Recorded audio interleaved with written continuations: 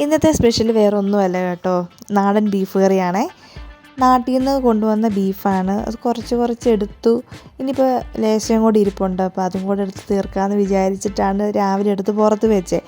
അപ്പോൾ ഈ ഒരു ബീഫ് കൊണ്ടുവന്നിരിക്കുന്നത് വാഴയിലയിൽ പൊതിഞ്ഞാണ്. വാഴയില വാട്ടി അതിനകത്താണ് പൊതിഞ്ഞ് എടുത്തേക്കുന്നത്. ഓൾറെഡി വെന്ത ബീഫായത് കാരണം ഞാൻ കുറച്ച് ചെറിയ ഉള്ളിയും ഇഞ്ചിയും വെളുത്തുള്ളിയും 3-4 പച്ചമുളകും എടുത്തിട്ടുള്ളൂ. എണ്ണ ഒഴിച്ചു, പെരിഞ്ചീരകം ഇട്ടു. ഈ ഒരു സംഭവങ്ങളെല്ലാം വഴറ്റിയ ശേഷം കുറച്ച് മല്ലിപ്പൊടി ഇട്ടു നന്നായിട്ടൊന്ന് മൂപ്പിച്ചു കേട്ടോ. കാരണം ഓൾറെഡി മസാലയൊക്കെ ഉണ്ട് ബീഫിൽ. എന്നാലും നമ്മൾക്കൊരു ഇച്ചിരിയും കൂടി ഫ്ലേവർ കിട്ടാൻ വേണ്ടിയിട്ടാണ് ചെയ്യുന്നത്.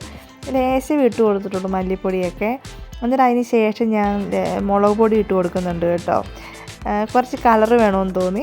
അങ്ങനെ കാശ്മീരിയും നമ്മുടെ സ്പൈസി ആയിട്ടുള്ള മുളക് പൊടി ഉണ്ടല്ലോ, അതും കൂടെ മിക്സ് ചെയ്ത് ഞാൻ വെച്ചിരുന്നത്. സാധാരണ മുളക് പൊടിക്ക് നല്ല എരിവായത് കാരണം ഞാൻ അതിന് ബാലൻസ് ചെയ്യാൻ വേണ്ടിയിട്ട് കുറച്ച് കാശ്മീരി മുളക് പൊടിയും കൂടെ മിക്സ് ചെയ്താണ് വെച്ചിരുന്നത്.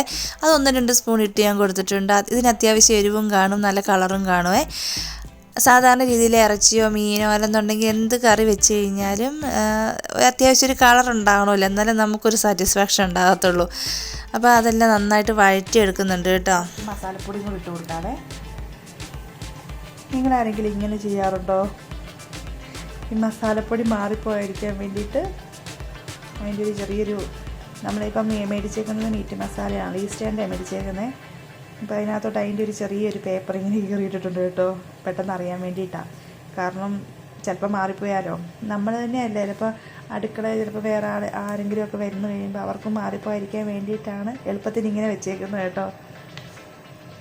അപ്പോൾ ലേശം മസാലപ്പൊടി ചേർത്ത് കൊടുക്കുന്നുള്ളൂ.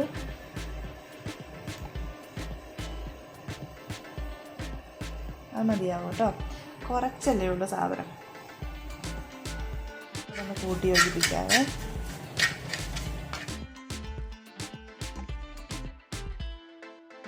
പണ്ടൊക്കെ ആണെന്നുണ്ടെങ്കിൽ സൺഫ്ലവറൊക്കെ ആയിരുന്നു മേടിച്ചുകൊണ്ടിരുന്നത്. ഇപ്പോൾ ആണെന്നുണ്ടെങ്കിൽ വളരെ റെയറായിട്ട് മേടിക്കാറ്. എന്തെങ്കിലും പപ്പടം കാച്ചാണോ അതിനൊക്കെ ആയിട്ട് വളരെ റെയറായിട്ട് മേടിക്കുള്ളൂ. പക്ഷെ കൂടുതലും മേടിക്കുന്നത് വെളിച്ചെണ്ണ കേട്ടോ.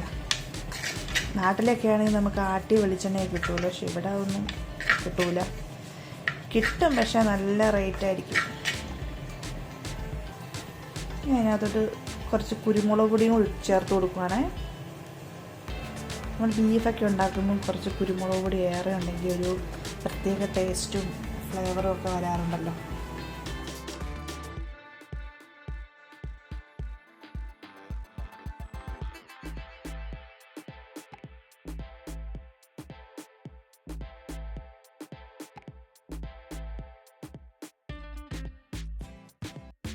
മസാല ശരിക്കൊന്ന് വെന്ത് കിട്ടിക്കോട്ടെ കേട്ടോ. ഇതുണ്ടോ മസാലയുടെ ഒരു ഇതെന്ന് പറയുമ്പോൾ ഇതാണേ. ഇളക്കി കൊടുക്കാം കേട്ടോ. ഈ ഒരു പരുവത്തിൽ നമുക്ക് ബീഫ് ഇട്ട് കൊടുക്കാവേ. ഇപ്പം മസാലയൊക്കെ നന്നായിട്ട് വെന്തിട്ടുണ്ട്. ഇത് കണ്ടോ, ആ ഒരു ബ്രൗൺ ഷെയ്ഡ് വന്നിട്ടുണ്ട്.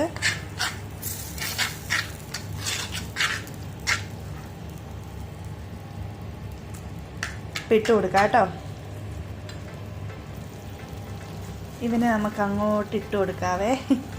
ഇനി ഇത്രേ ഉള്ളൂ, ഒരുപാടൊന്നും ഇല്ല.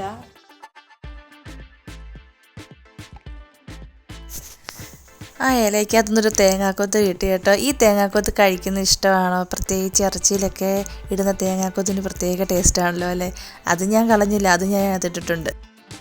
ബീഫ് ഞാൻ നന്നായിട്ട് ഇളക്കി കൊടുത്തിട്ടുണ്ട്. മസാലയൊക്കെ എല്ലായിടത്തും ചെല്ലണമല്ലോ, അപ്പോൾ നന്നായിട്ട് ഇളക്കി എല്ലാം കൂട്ടി യോജിപ്പിക്കുന്നുണ്ടേ.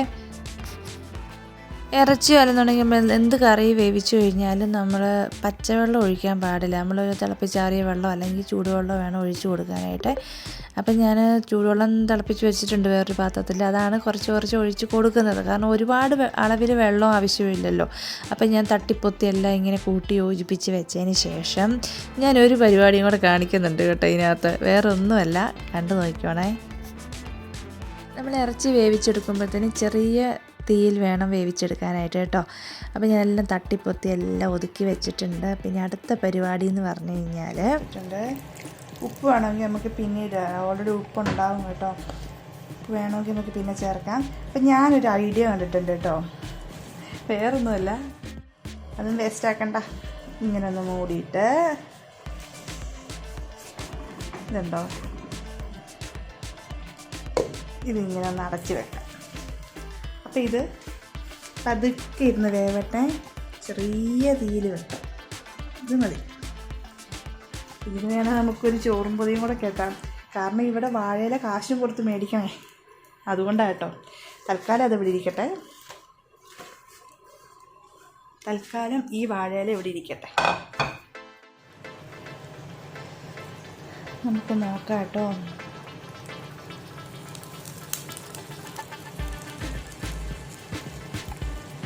വാഴയിലയുടെ ഫ്ലേവറൊക്കെ ഇങ്ങനെ ഇറങ്ങി കഴിയുമ്പം എൻ്റെ സാറേ, കണ്ടോ അടിയിലൊന്നും പിടിച്ചിട്ടില്ല. ഇത് ഇച്ചിരി നേരം കൂടി ഇരുന്നോട്ടെ കേട്ടോ.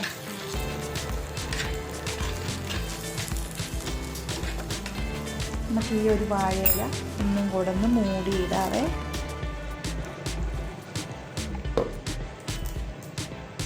അങ്ങനെ വാഴയില ഞാൻ വേസ്റ്റ് ആക്കിയിട്ടില്ല കേട്ടോ. ഇതെന്തുവാന്നല്ലേ, ഇത് പാവയ്ക്ക കേട്ടോ. പാവയ്ക്ക നമുക്ക് എന്ത് ചെയ്യാമെന്ന് നോക്കാം. നമുക്ക് ഈ വെള്ളത്തിൽ ചേരൊന്ന് ഇട്ട് വെക്കാം കേട്ടോ. അതിൻ്റെ ഒരു ഇതൊക്കെ അങ്ങ് പോട്ടെ. ഓൾറെഡി വിനാഗിരി ഇട്ട് വെച്ചതല്ലേ. ഇപ്പോൾ ഓൾറെഡി സെറ്റായിട്ടുണ്ട്. ഇതും കൂടെ ഒരു 5-10 മിനിറ്റ് കിടക്കട്ടെ, എന്നിട്ട് നമുക്ക് അരിഞ്ഞെടുക്കാം.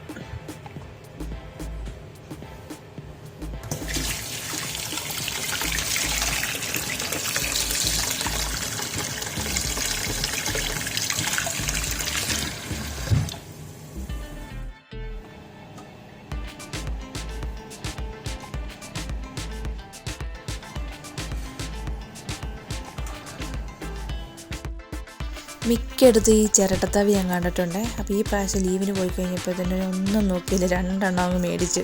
അപ്പോൾ ഇപ്പോൾ ചോറെടുപ്പും എല്ലാം ഇതിനകത്താട്ടോ പരിപാടി.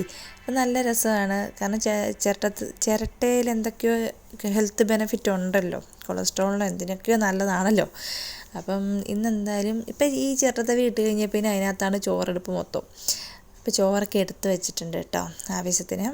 എന്നിട്ട് ഇതിനകത്തോട്ട് നമുക്ക് നമ്മുടെ ഇന്നത്തെ സ്പെഷ്യൽ എന്താ, നമ്മുടെ ബീഫ്. അവനെ നമുക്ക് അതിനകത്തോട്ട് ഇട്ട് കൊടുക്കാവേ.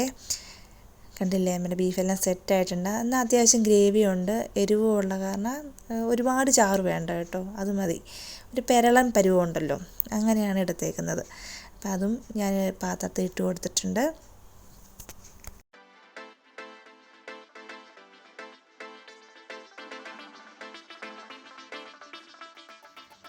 ഇന്നത്തെ താരം മറ്റൊന്നുമല്ല, കാന്താരി ഉണ്ട് കേട്ടോ. ബീഫും കുറച്ച് ഉപ്പിലിട്ട കാന്താരിയും കൂടെ, അതും കൂടെ ഞാൻ ഒരു പ്ലേറ്റിൻ്റെ സൈഡിൽ വെച്ച് കൊടുത്തിട്ടുണ്ട് കേട്ടോ.